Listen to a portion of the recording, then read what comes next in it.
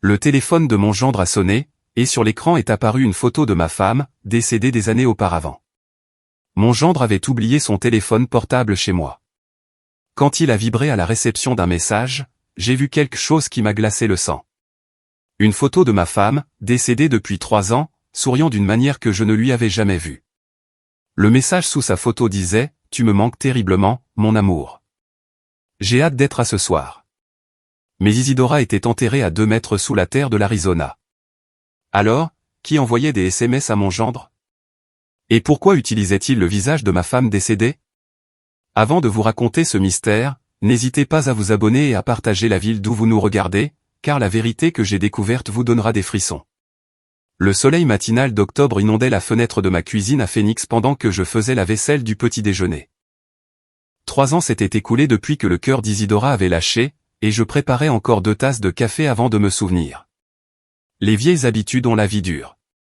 Je frottais les assiettes quand j'ai entendu la vibration. Le téléphone de Cazin, oublié sur mon comptoir en granit après sa visite 1 heure plus tôt, vibrait contre la pierre.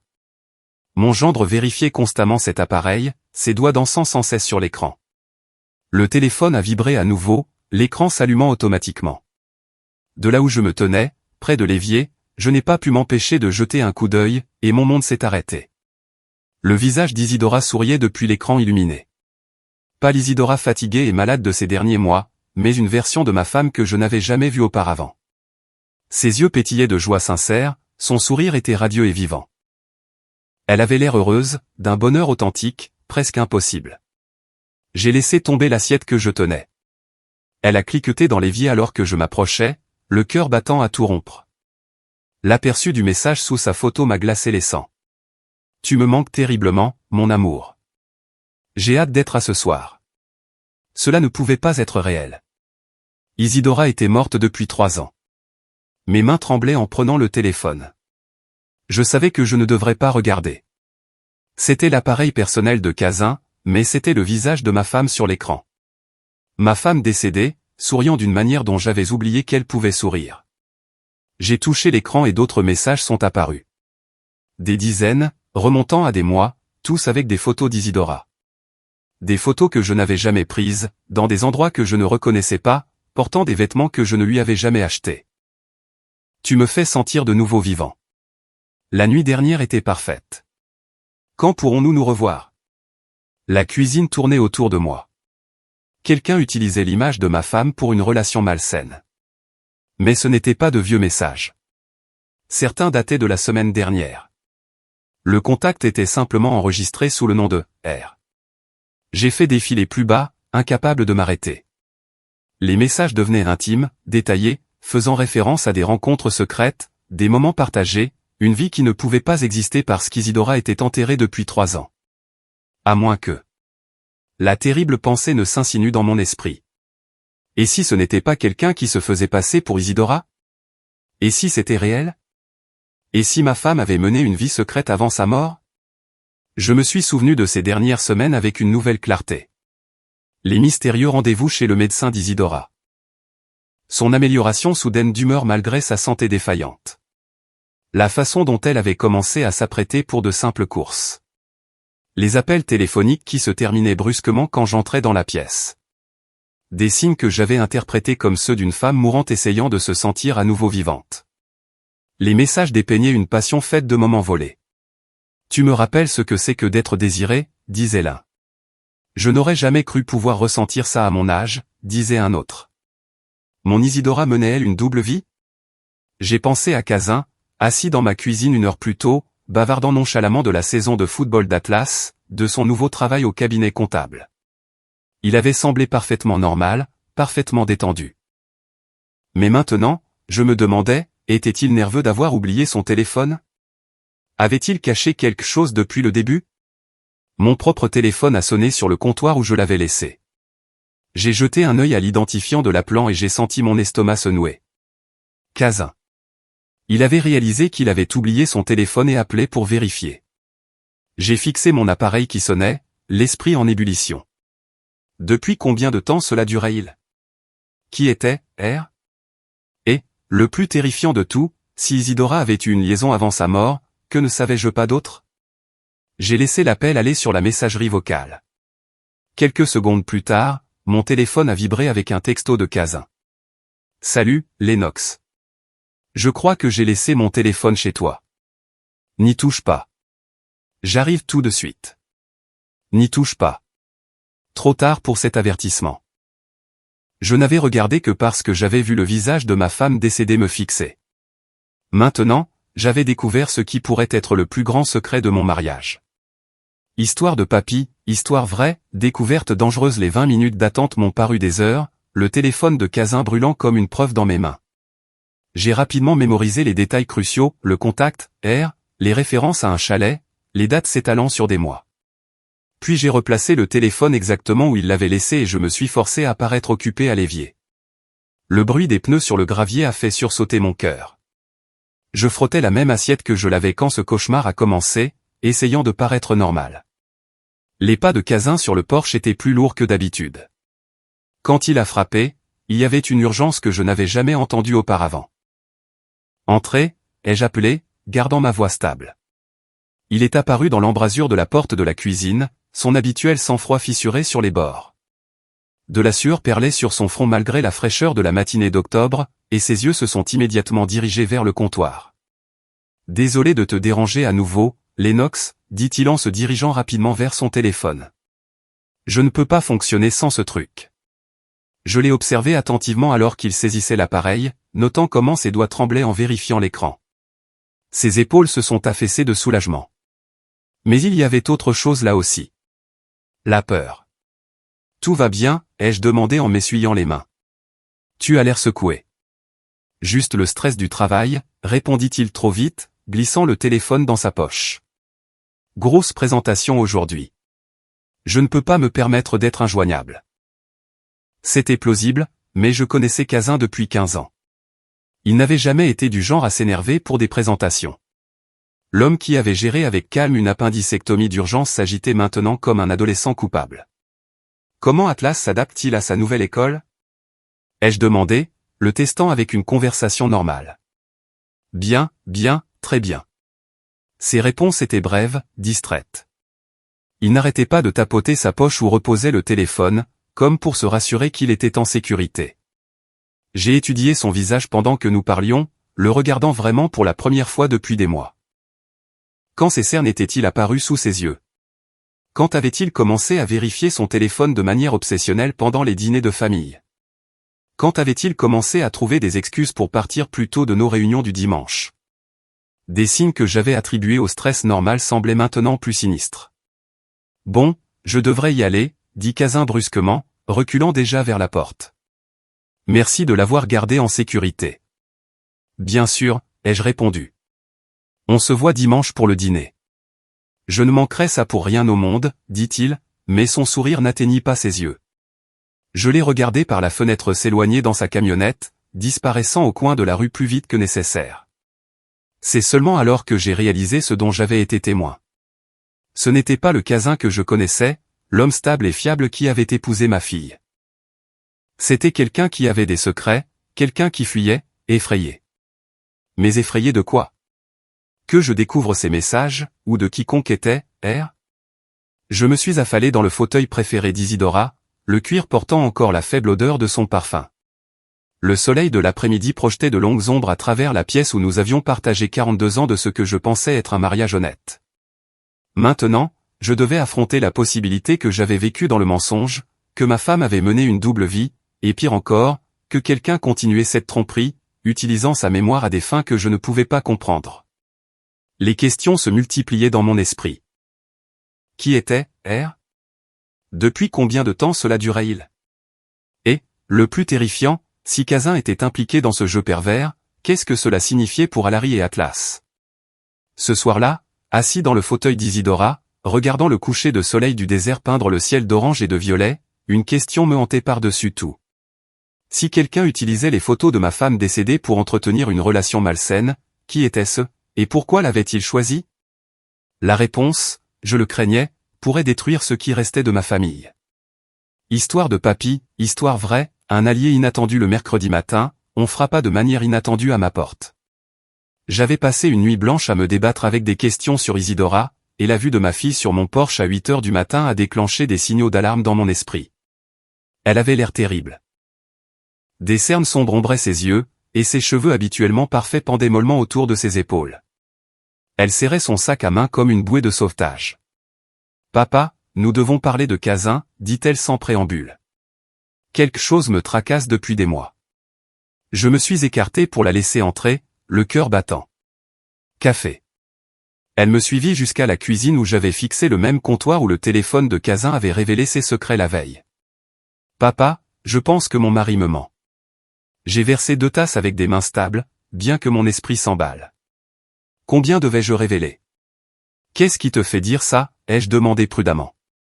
Alary enroula ses mains autour de sa tasse. Il est différent, secret. Il part au travail plus tôt, rentre plus tard. Il prétend faire des heures supplémentaires, mais quand j'ai appelé son bureau la semaine dernière, ils ont dit qu'il était parti à 15 heures. Je me suis assis en face d'elle, me souvenant du comportement nerveux de Kazan la veille au matin. Peut-être qu'il prépare quelque chose. C'est ce que j'ai essayé de me dire. Elle secoua la tête. Mais c'est plus que ça. Il est maintenant protecteur de son téléphone. Il ne le laisse jamais traîner. Il l'emmène aux toilettes. Il dort avec sous son oreiller. Et les appels, papa. Des appels tard le soir qu'il prend dehors. Mon sang se glaça. Appel tardif, rencontre secrète. Le schéma devenait plus clair. As-tu essayé de lui parler? Le mois dernier, il s'est mis en colère. Vraiment en colère. Il a dit que j'étais paranoïaque, que je devais lui faire confiance. Mais papa, la façon dont il m'a regardé. Comme si j'étais une ennemie, pas sa femme. J'ai tendu la main sur la table et j'ai serré la sienne. Ma fille si forte était en train de s'effondrer. Il y a autre chose, murmura-t-elle. De l'argent a disparu de notre compte joint. De petites sommes, mais régulières. Quand j'ai demandé, il a dit que c'était des frais professionnels, mais il n'a pas pu montrer de reçu. Les pièces s'emboîtaient avec une clarté écœurante. Rencontre secrète, dépenses cachées, protection du téléphone. Et maintenant, je savais pourquoi. Ces messages avec les photos d'Isidora, le mystérieux, R. J'ai dit lentement, et si je te disais que tes instincts pourraient être justes, qu'il pourrait se passer plus de choses que nous ne le pensions? Elle leva brusquement les yeux. Que veux-tu dire? J'ai hésité. La découverte de la veille me semblait trop énorme pour être partagée, mais ma fille souffrait. Je ne peux pas te donner de détails pour l'instant, dis-je prudemment. Mais je pense que nous devons toutes les deux commencer à prêter une attention plus grande aux activités de ton mari. Tu veux dire l'enquêter? Je veux dire nous protéger, nous et Atlas. Pour la première fois depuis son arrivée, l'expression d'Alary passa du désespoir à la détermination. Elle se redressa, et je vis la combattante que j'avais élevée. Que veux-tu que je fasse? Documente tout. Les heures où il part, où il rentre, tout comportement inhabituel. Ne le confronte pas. Ne laisse pas entendre que tu te doutes de quelque chose. Peux-tu faire ça? Elle hocha la tête d'un air sombre. Papa, qu'est-ce que tu ne me dis pas? Avant que je puisse répondre, la sonnette retentit. Par la fenêtre de la cuisine, je pouvais voir une voiture de police dans mon allée. Une femme en tailleur sombre en est sortie, l'expression grave et déterminée. L'inspectrice Morrison. Je l'avais vue aux nouvelles locales couvrant diverses affaires à Phoenix. Ce n'était pas une visite de courtoisie. Reste ici, dis-je à Alary, l'estomac noué. Quelqu'un avait-il signalé la disparition de Kazan? Lui était-il arrivé quelque chose? Ou pire, quelqu'un avait-il découvert ce que j'avais trouvé sur son téléphone? En me dirigeant vers la porte d'entrée, une pensée résonnait dans mon esprit. Quelle que soit la raison qui amenait une inspectrice chez moi ce matin, cela allait tout changer. Histoire de papy, histoire vraie, sous enquête j'ai ouvert la porte pour trouver une femme d'une 40aine d'années, avec des yeux perçants et des cheveux grisonnants tirés en arrière de manière professionnelle. Son badge brillait au soleil de l'après-midi. Monsieur Webb, je suis l'inspectrice Morrison de la police de Phoenix. Je dois vous poser des questions sur la mort de votre femme. Nous avons reçu des informations suggérant que sa mort n'était pas de cause naturelle.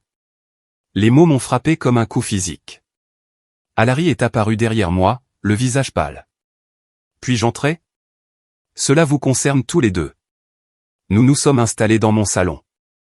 Morrison a sorti un carnet, tandis que nous étions assis comme des accusés, en attente du jugement. Monsieur Webb, pouvez-vous me décrire les dernières semaines de votre femme? Des changements de comportement, de santé, de routine? J'ai décrit ces derniers mois avec une nouvelle clarté. Les mystérieux rendez-vous médicaux d'Isidora. Ses soudains regains d'énergie malgré sa maladie cardiaque. La façon dont elle avait commencé à s'apprêter pour de simples courses. Semblait-elle plus heureuse pendant cette période? Demanda Morrison, prenant des notes. Oui, je pensais qu'elle acceptait sa condition, qu'elle faisait la paix avec. Je me suis arrêté. Pourquoi ces questions? Morrison feuilleta son carnet. Étiez-vous au courant que votre femme avait une police d'assurance vie d'une valeur de 465 000 €? La pièce se mit à tourner. C'est impossible. Nous avons discuté d'assurance il y a des années et avons décidé de ne pas en prendre. Trop cher avec ma retraite. La police a été souscrite 6 mois avant sa mort. Les paiements provenaient de votre compte joint, classé comme frais médicaux. Alary me serra le bras. Papa, tu aurais remarqué ces paiements. Pas si quelqu'un d'autre gérait les finances, dit Morrison, et pas s'il s'agissait de petits montants mensuels. Mon esprit s'emballa. Isidora avait repris la gestion des factures pendant sa maladie, prétendant avoir besoin de quelque chose pour s'occuper. Je n'avais jamais remis en question les frais médicaux croissants. Qui est le bénéficiaire, ai-je demandé, redoutant la réponse. À l'origine, vous, Monsieur Webb, mais cela a été changé 2 mois après la mort de votre femme au profit d'une fiducie gérée par Thomas Cazin Webb. Cazin, murmura Alary. Mon mari. L'expression de Morrison resta neutre. Monsieur Webb, avez-vous souscrit cette police? Non, je n'ai jamais vu ces documents. Étiez-vous au courant de la relation de votre femme avec votre gendre? La question flottait comme un gaz toxique. Alary poussa un petit cri de douleur. Quelle relation, ai-je demandé, bien que les pièces du puzzle commençaient à s'assembler. Nous avons des preuves d'une implication amoureuse avant sa mort. L'informateur anonyme a inclus des détails spécifiques sur leur rencontre, leur communication et leur plan. Informateur anonyme. Quelqu'un prétend avoir été témoin de leur relation. Quelqu'un qui croit que la mort de votre femme n'était pas une insuffisance cardiaque et que vous avez découvert la liaison et agi en conséquence. L'accusation m'a frappé comme un coup de massue.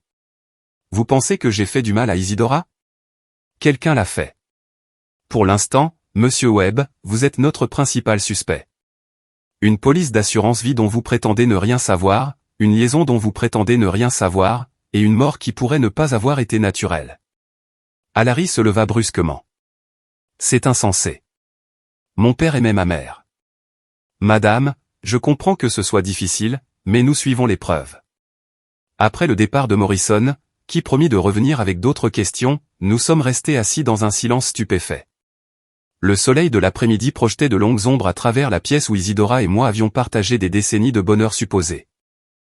Papa, dit enfin Alary, la voix tremblante, si quelqu'un te piège pour la mort de maman, il planifie ça depuis des années. Nous devons découvrir qui et pourquoi. L'ironie terrible ne m'a pas échappé. 24 heures plus tôt, je pensais que mon plus gros problème était de découvrir les messages secrets de ma femme. Maintenant, j'étais suspect dans son possible meurtre.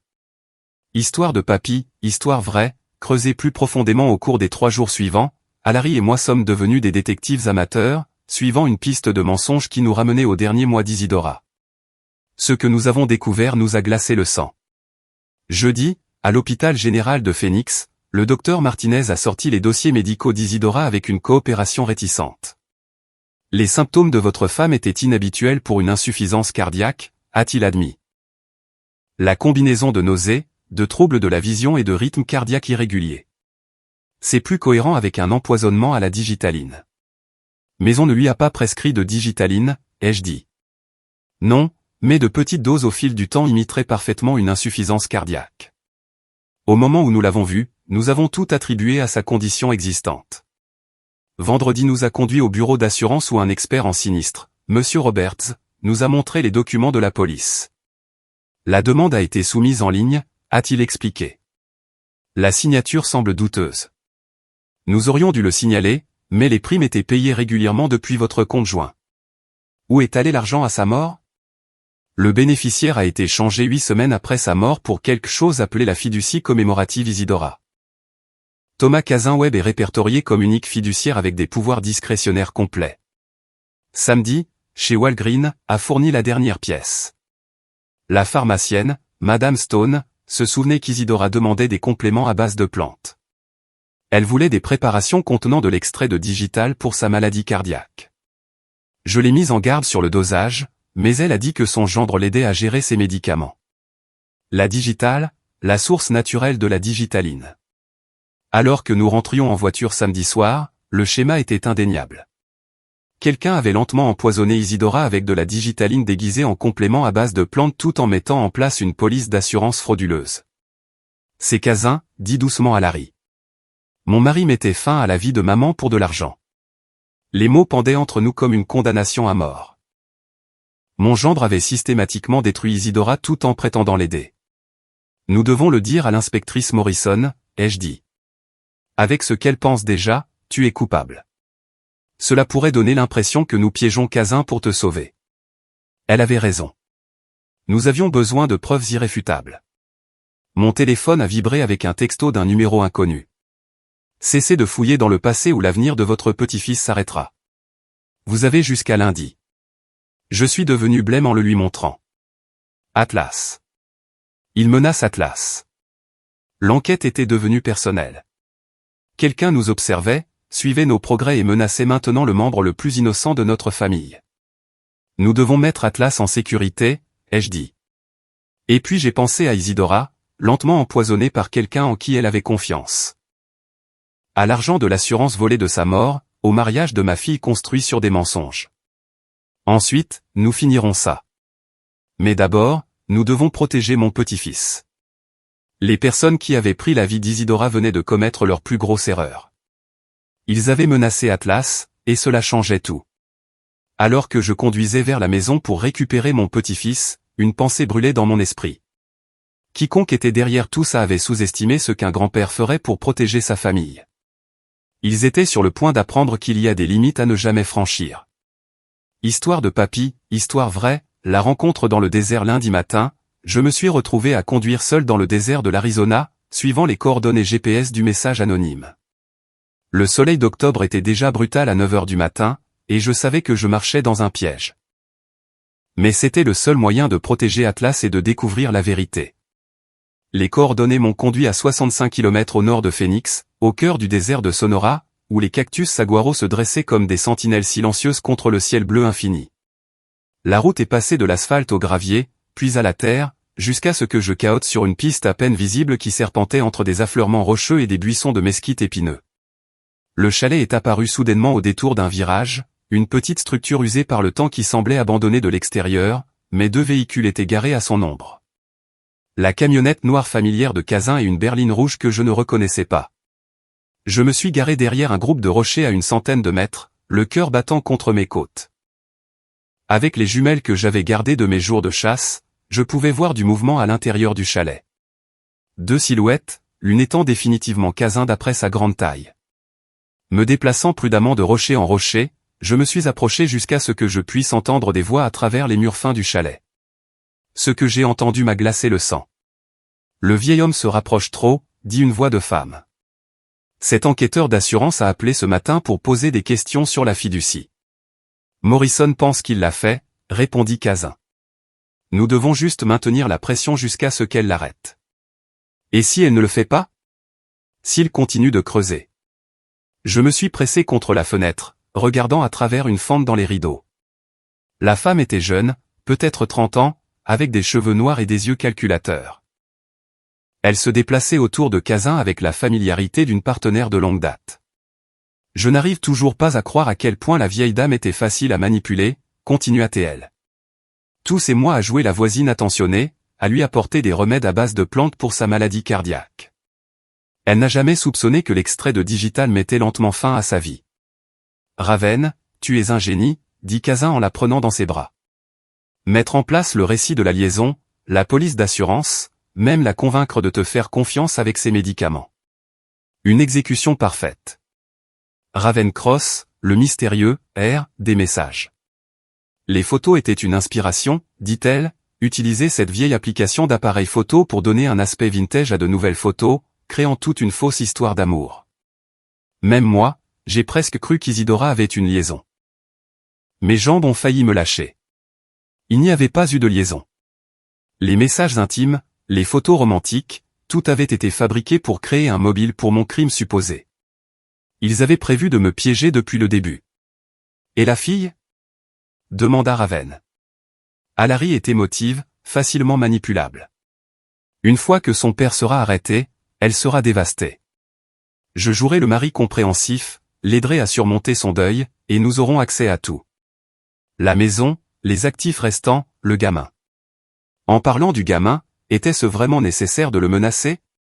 Il fallait faire sortir le vieil homme. Le rendre assez désespéré pour qu'il vienne ici seul. Une brindille craqua sous mon pied alors que je changeais de position. Les deux têtes se tournèrent vers la fenêtre. « C'était quoi, ça ?» murmura Raven. Kazan se dirigea vers la porte, sa main cherchant quelque chose que je ne pouvais pas voir. « Reste ici. » J'ai essayé de reculer, mais mes genoux vieillissants m'ont trahi. Alors que je trébuchais en arrière, Kazan apparut au coin du chalet, et nos regards se croisèrent. « Tiens, tiens, dit-il, la voix d'un calme mortel. Lennox Webb, pile à l'heure. » Avant que je puisse courir, Raven sortit du chalet, tenant un pistolet avec une aisance professionnelle. « Vous auriez dû vous occuper de vos affaires, le vieux, dit Kazan en sortant sa propre arme. Maintenant, vous allez rejoindre Isidora.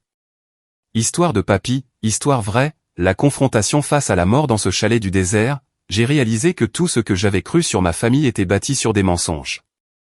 Mais je n'allais pas tomber sans connaître toute la vérité. Tu veux savoir quelque chose de drôle, Lennox, dit Kazan, gardant son arme pointée sur moi pendant que Raven se déplaçait pour bloquer la porte. Ta précieuse Isidora n'a jamais eu de liaison. Chaque message romantique, chaque photo intime, tout était faux. La liaison était mon chef-d'œuvre, ajouta Raven avec une fierté malsaine.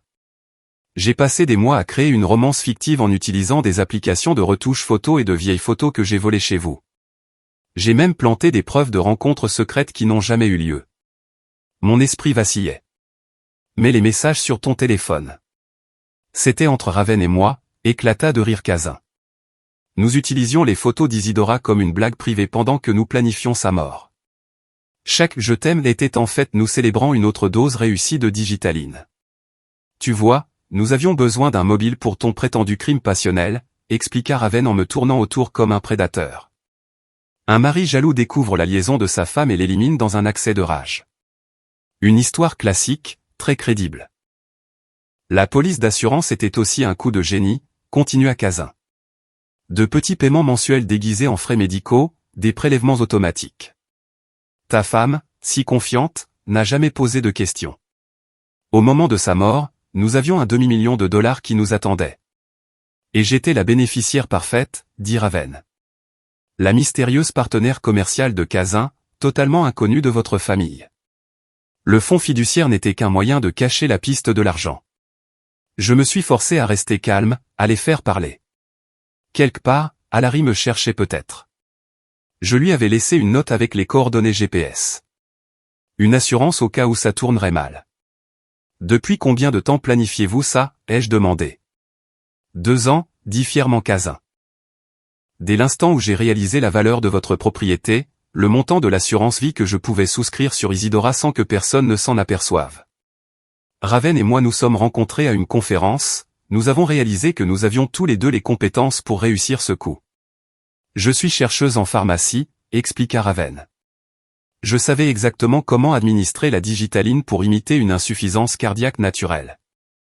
De petites doses dans des compléments à base de plantes, augmentant progressivement jusqu'à ce que son système ne puisse plus le supporter. Et je me suis occupé de la partie financière, ajouta Kazan. Les demandes d'assurance, la création de la fiducie, même les fausses preuves de la liaison. Nous avons couvert tous les angles. Sauf un, dit une voix depuis l'embrasure de la porte. L'inspectrice Morrison entra dans le chalet, son arme dégainée, suivie de 2 officiers en uniforme. Derrière eux se tenait Alary, son visage un mélange de soulagement et d'horreur.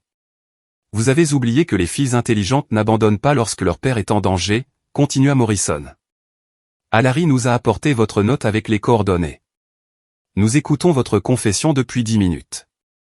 Cazin se tourna vers la porte, son arme oscillant entre moi et les officiers.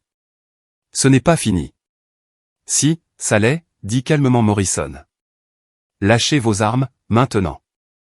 Raven fit un plongeon désespéré vers la fenêtre arrière, mais l'un des officiers était déjà là.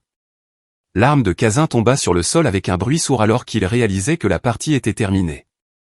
Alors qu'il menottait les deux conspirateurs, Cazin me regarda avec une haine pure. Tu crois que tu as gagné?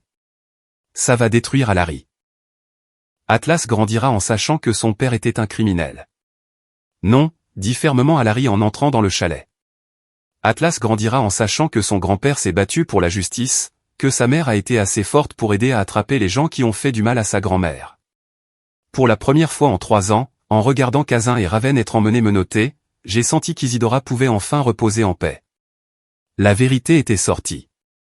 La justice commençait. Et ma famille, ce qu'il en restait, pouvait commencer à guérir.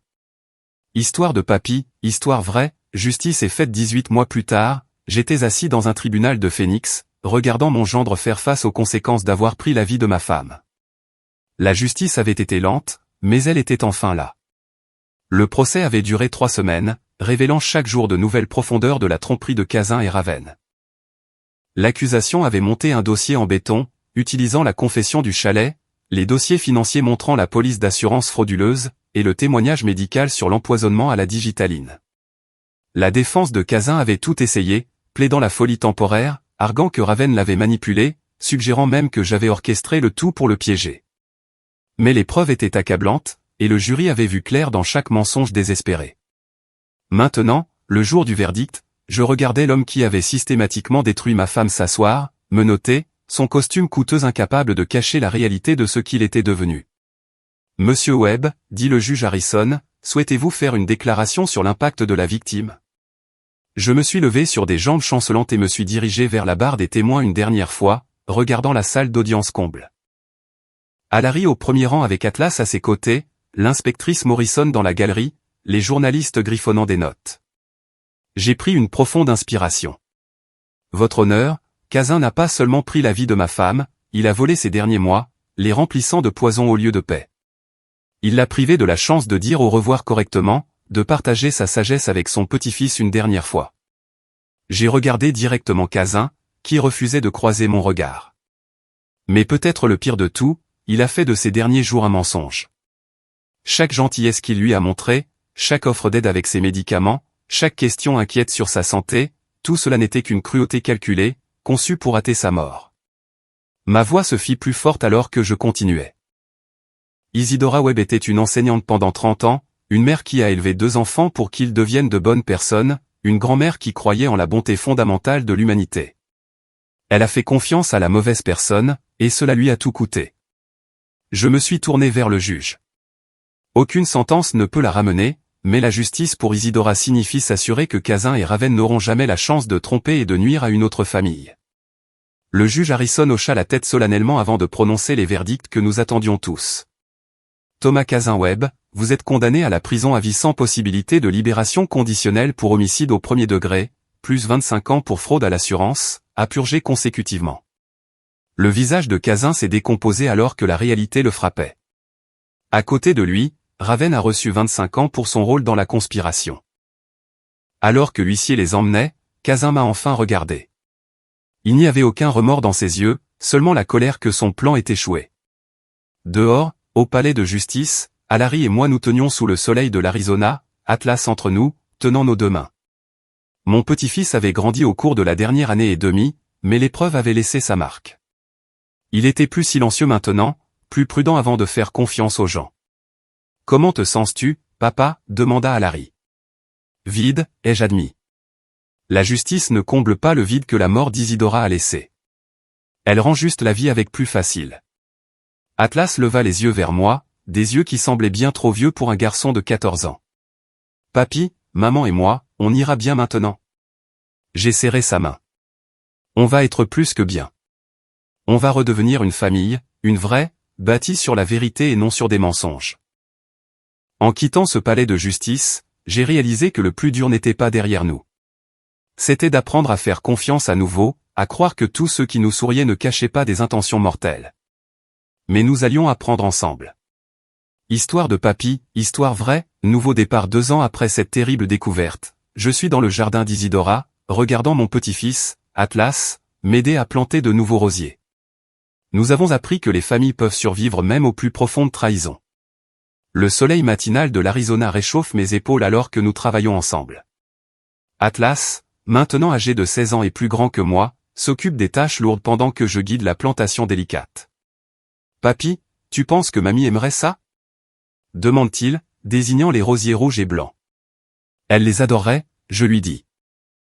Ta grand-mère disait toujours que les jardins étaient une question d'espoir, de planter de la beauté pour l'avenir, même quand le présent semble sombre.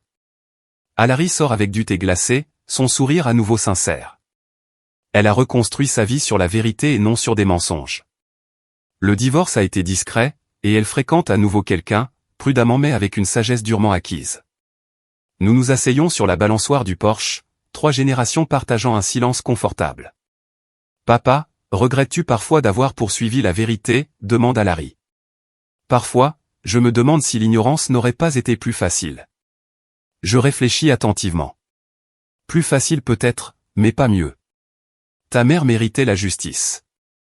Tu méritais de savoir qui tu avais vraiment épousé. Et Atlas mérite de grandir en sachant que la vérité compte plus que le confort. Atlas hoche sérieusement la tête. À 16 ans, il a développé une maturité qui me brise le cœur et me remplit de fierté. Il pose des questions réfléchies, pense maintenant de manière critique aux motivations des gens. Une sagesse durement acquise. Le plus dur n'a pas été de découvrir les crimes de Cazin, je continue.